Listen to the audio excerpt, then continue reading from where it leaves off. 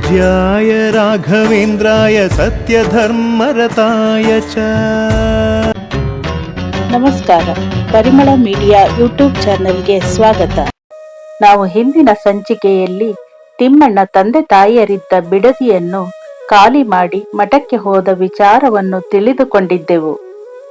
ಇತ್ತ ಕಾವೇರಿ ಪಟ್ಟಣದಲ್ಲಿ ರಾಮಚಂದ್ರ ಆಚಾರ್ಯರು, ಕನಕಾಚಲ ಭಟ್ಟರು ಮತ್ತು ಲಕ್ಷ್ಮೀದೇವಿಯನ್ನು ಅಲ್ಲಿಯ ವಿದ್ಯಾಪೀಠದ ಬಿಡದಿ ಮನೆಗೆ ಕರೆದುಕೊಂಡು ಬಂದು ಅಧ್ಯಾಪನ ವೃತ್ತಿಗೆ ಬಂದವರು ಇದೇ ಬಿಡದಿಯಲ್ಲಿ ಉಳಿದುಕೊಂಡಿದ್ದರು. ಆದರೆ ಆರ್ಥಿಕ ದುಸ್ಥಿತಿ, ವಿದ್ಯಾರ್ಥಿಗಳ ಕೊರತೆಯಿಂದ ಅವರ ಜೀವನ ನಿರ್ವಹಣೆ ತುಂಬಾ ಕಷ್ಟವಾಗಿ ವಿದ್ಯಾಪೀಠವನ್ನು ತೊರೆದು ಹೋಗಬೇಕಾದ ಪರಿಸ್ಥಿತಿ ಬಂತು. ಈ ಮನೆ ಹಿಂದಿನ ಸ್ಥಿತಿಯಲ್ಲೇ ಇಂದೂ ಇದೆ. ನಿಮಗೆ ಏನಾದರೂ ಹೆಚ್ಚಿನ ಪಾತ್ರೆ ಪರಿಕರಗಳು ಬೇಕಾದರೆ ಕಳುಹಿಸಿಕೊಡುತ್ತೇವೆ. ಒಟ್ಟಿನಲ್ಲಿ ವಿದ್ಯಾಪೀಠದ ಅಭಿವೃದ್ಧಿಗೆಂದು ಬಂದ ನಿಮಗೆ ಯಾವ ಕುಂದುಕೊರತೆಯೋ ಆಗದಂತೆ ನೋಡಿಕೊಳ್ಳುವುದು ನಮ್ಮ ಧರ್ಮ ಎಂದು ರಾಮಚಂದ್ರ ಆಚಾರ್ಯರು ದಂಪತಿಗಳಿಬ್ಬರಿಗೂ ಹೇಳುತ್ತಾರೆ. ಆಗ ಕನಕಾಚಲ ಭಟ್ಟರು, ರಾಮಚಂದ್ರ ಆಚಾರ್ಯರೇ, ನಿಮ್ಮಿಂದ ಮಹದುಪಕಾರವಾಯಿತು ಎಂದು ಅವರಿಗೆ ಕೃತಜ್ಞತೆಯನ್ನು ಹೇಳುತ್ತಾರೆ.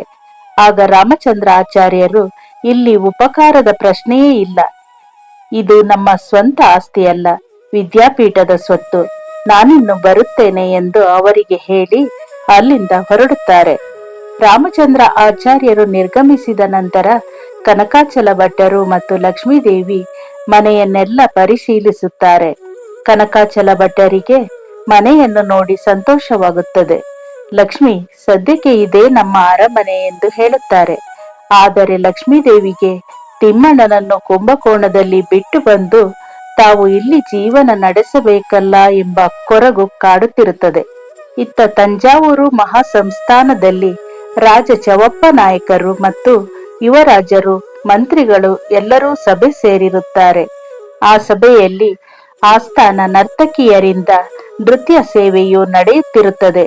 ಎಲ್ಲರೂ ಆ ನೃತ್ಯ ಸೇವೆಯನ್ನು ನೋಡಿ ಕಣ್ತುಂಬಿಕೊಳ್ಳುತ್ತಿರುತ್ತಾರೆ. ನೃತ್ಯ ಸೇವೆಯ ನಂತರ ರಾಜ ಚವಪ್ಪ ನಾಯಕರು, ಮಂತ್ರಿಗಳೇ, ಇಂದಿನ ವಿಶೇಷ ಎಂದು ಮಂತ್ರಿಗಳನ್ನು ಪ್ರಶ್ನಿಸುತ್ತಾರೆ.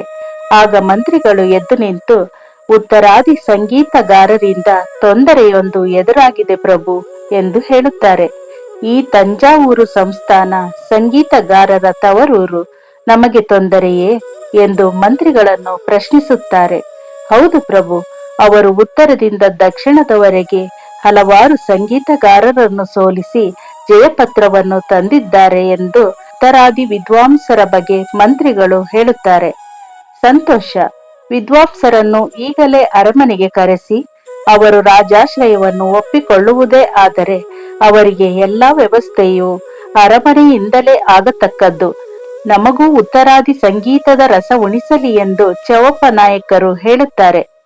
ಆದರೆ ಅವರ ಮಾತು ಕೇಳಿ ಮಂತ್ರಿಗಳು ಬೇಸರದಲ್ಲೇ, ಹಾಗಲ್ಲ ಪ್ರಭು, ಅವರು ಇಲ್ಲಿ ವಾಸ್ತವ್ಯ ಹೂಡಲು ಬಂದಿಲ್ಲ, ಸ್ಪರ್ಧಿಗಳಾಗಿ ಬಂದಿದ್ದಾರೆ ಎಂದು ಮಂತ್ರಿಗಳು ಹೇಳುತ್ತಾರೆ.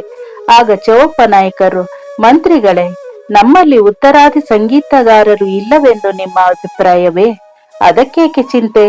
ಅವರು ಅವರ ದೇಶದ ಸಂಗೀತದಲ್ಲಿ ಪ್ರವೀಣರಾಗಿದ್ದರೆ ನಮ್ಮವರು ನಮ್ಮ ದೇಶದ ಸಂಗೀತದಲ್ಲಿ ಪ್ರವೀಣರಾಗಿದ್ದಾರೆ. ಅವರಿಗೆ ಸ್ಪರ್ಧೆ ಬೇಕೆಂದರೆ ನಮ್ಮವರೊಂದಿಗೆ ಸ್ಪರ್ಧಿಸಲಿ, ವಿಶ್ವಾಸದಿಂದ ಹಾಡಿದರೆ ಎರಡೂ ಗಾನಾಮೃತ ರಸಿಕರಿಗೆ ಆಗಲಿ ಎಂದು ಚವಪ್ಪ ನಾಯಕರು ಹೇಳುತ್ತಾರೆ. ಆದರೆ ಉತ್ತರಾದಿ ಸಂಗೀತವೇ ಜಗತ್ತಿನಲ್ಲಿ ಅತ್ಯಂತ ಶ್ರೇಷ್ಠವೆಂದು ನಂಬಿದ ಆ ವಿದ್ವಾಂಸರು ಈ ಷರತ್ತನ್ನು ಒಪ್ಪುವುದಿಲ್ಲವೆಂದು ಮಂತ್ರಿಗಳು ಹೇಳುತ್ತಾರೆ. ಅಷ್ಟರಲ್ಲಿ ಆ ಸಭೆಗೆ ಬಂದ ಉತ್ತರಾದಿ ವಿದ್ವಾಂಸರು ರಾಜರನ್ನುದ್ದೇಶಿಸಿ, ನಿಮ್ಮಲ್ಲಿ ಉತ್ತರಾದಿ ಸಂಗೀತಗಾರರು ಇಲ್ಲದಿದ್ದರೆ ಈ ತಂಜಾವೂರು ಸಂಗೀತಗಾರರೇ ಇಲ್ಲದ ಬರಡು ನಾಡು. ನಮ್ಮೊಂದಿಗೆ ಸ್ಪರ್ಧಿಸಲು ವಿದ್ವಾಂಸರೇ ಇಲ್ಲವೆಂದು ಒಪ್ಪಿ ಜಯಪತ್ರವನ್ನು ನಮಗೆ ನೀಡಿ ಎಂದು ಹೇಳುತ್ತಾರೆ.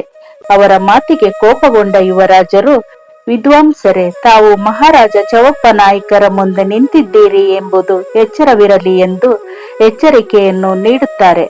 ಇರಬಹುದು, ಸಂಗೀತ ಸಾಮ್ರಾಟರಾದ ನಾವು ಯಾವ ರಾಜರ ಆಶ್ರಿತರೂ ಅಲ್ಲ. ನಾವು ನಮ್ಮ ಪದ್ಧತಿಯಂತೆ ದಿಗ್ವಿಜಯಕ್ಕೆ ಹೊರಟಿದ್ದೇವೆ. ನೇರವಾಗಿ ಪಂಥ ಆಹ್ವಾನವನ್ನು ಕೊಟ್ಟಿದ್ದೇವೆ.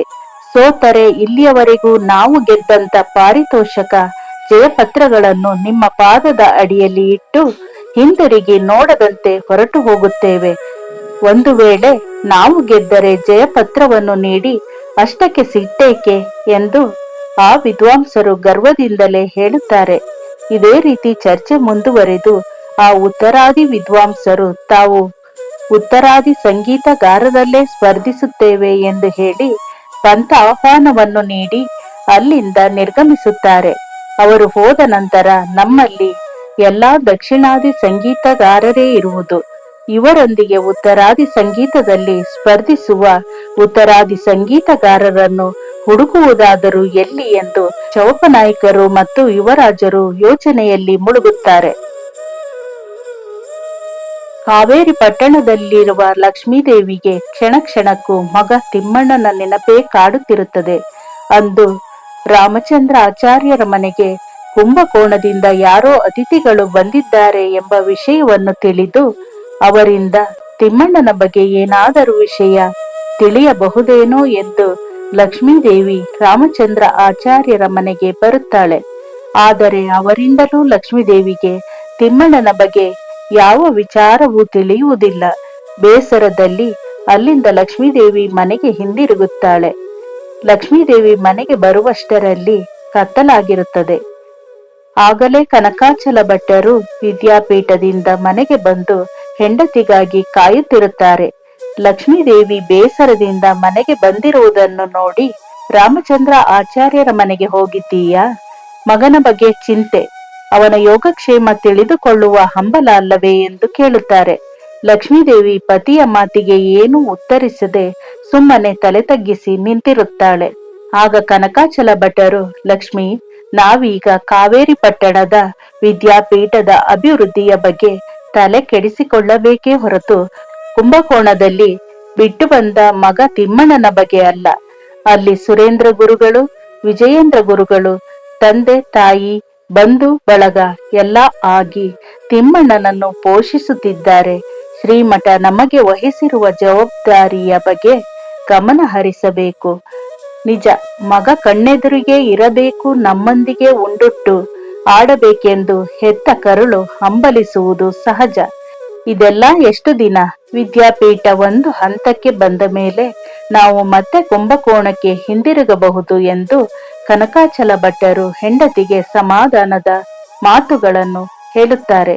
ಇಲ್ಲಿಯವರೆಗೂ ಪತಿಯ ಮಾತನ್ನು ಸಹನೆಯಿಂದ ಕೇಳಿಸಿಕೊಳ್ಳುತ್ತಿದ್ದ ಲಕ್ಷ್ಮೀದೇವಿ ಸಹನೆಯನ್ನು ಕಳೆದುಕೊಂಡು ತುಸು ಕೋಪದಿಂದಲೇ, ಅದೆಂದು? ಇಲ್ಲಿಯ ಪರಿಸ್ಥಿತಿ ಈ ರೀತಿ ಇರುವಾಗ ಅದು ಸಾಧ್ಯವೇ? ಇಲ್ಲಿನ ಪುರೋಹಿತ ವೃತ್ತಿ, ಪಾಠ ಪ್ರವಚನದಲ್ಲಿ ಸದಾ ತೊಡಗಿರುವ ನೀವು ಹೆಚ್ಚಿನ ಸಮಯ ಮನೆಯ ಹೊರಗೆ ಕಳೆಯುವಿರಿ. ಹೆಚ್ಚಿನ ಕೆಲಸದ ಒತ್ತಡದಲ್ಲಿ ಮಗನ ನೆನಪು ಬಾರದಿರಲು ಸಾಕು ಎಂದು ಲಕ್ಷ್ಮೀದೇವಿ ಪತಿಯ ಮುಂದೆ ತನ್ನ ದುಃಖವನ್ನು ವ್ಯಕ್ತಪಡಿಸುತ್ತಾಳೆ. ಕನಕಾಚಲ ಭಟ್ಟರು ಮೌನವಾಗಿ ಹೆಂಡತಿಯ ಮಾತನ್ನು ಕೇಳಿಸಿಕೊಳ್ಳುತ್ತಿರುತ್ತಾರೆ. ಪೂಜ್ಯಾಯ ರಾಘವೇಂದ್ರಾಯ ಸತ್ಯಧರ್ಮರತಾಯ ಚ. ಇದೇ ರೀತಿ ಶ್ರೀ ಗುರುರಾಯರ ಸಂಪೂರ್ಣ ಚರಿತ್ರೆಯನ್ನು ತಿಳಿಯಲು ನಮ್ಮ ಪರಿಮಳ ಮೀಡಿಯಾ ಯೂಟ್ಯೂಬ್ ಚಾನಲ್ ಅನ್ನು ಸಬ್ಸ್ಕ್ರೈಬ್ ಮಾಡಿ, ಲೈಕ್ ಮಾಡಿ, ಶೇರ್ ಮಾಡಿ. ನಮಸ್ಕಾರ.